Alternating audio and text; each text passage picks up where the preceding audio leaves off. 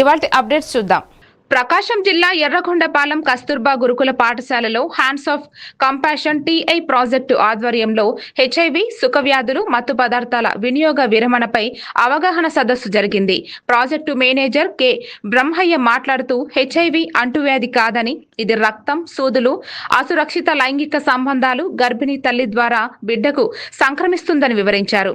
మత్తు పదార్థాలు భవిష్యత్తును నాశనం చేస్తాయని హెచ్చరించారు. ప్రిన్సిపాల్ కె జ్యోతి ఫ్లోరెన్స్ ఇలాంటి కార్యక్రమాలు సమాజ మార్పుకు దోహదం చేస్తాయని అన్నారు. ఈ కార్యక్రమంలో అధ్యాపకులు, విద్యార్థులు, సంస్థ సిబ్బంది పాల్గొన్నారు.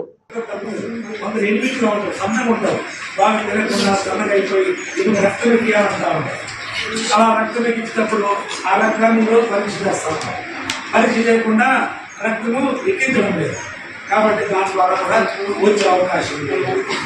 ఇంకా తల్లికి మీ భారతదేశంలో గర్భవతి అయితే మీరు కాబోయే తల్లి కూడా మీరు ఎక్కువ ఆలోచించాలి. ఈ కుటుంబాన్ని బాగా కట్టుకోవాలంటే ఏం చేయాలంటే ఇవన్నీ ఆలోచించాలి, ఇవన్నీ తెలుసుకోవాలి. అవి ఈ వ్యాధుల పట్ల తగు జాగ్రత్తలు పాటించినట్లయితే ఆ వ్యాధి మన దగ్గరికి రావాలి. కాబట్టి అప్పుడు తల్లికి గర్భవతి పోయినది గర్భవతి ఖచ్చితంగా భారతదేశంలో ఎక్కడ ఉన్నా ఆమె గర్భవతికి ఏం చేస్తారంటే హెచ్ఐవి టెస్ట్ చేస్తారు. ఒక తల్లి ఉంటే కాకుండా ఒక మందు గవర్నమెంట్ పెట్టేది అది కూడా జరుగుతాము. ఇది నేను ముందుగా చెప్పాను, అక్కడ తిరుగుతూ ఉంటున్నాను, తిరుగుతూ ఉంటారు వాళ్ళ ద్వారా.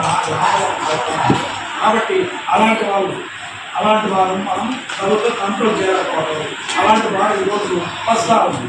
కాబట్టి ఈ 4 విషయాలలో జాగ్రత్త పాటించాలి. అంతే కదా. ఇది ఎలా రాదు చెప్పమంటారా? ఒకటి ఎలా రాదంటే దోమ మాట వల్ల హెచ్ఐవి నాకు ఉందనుకుందాం, నా దోమ ఆ పుట్టిన దోమ ఈసారి పుట్టిన వస్తుందా చెప్పండి, వస్తుందా?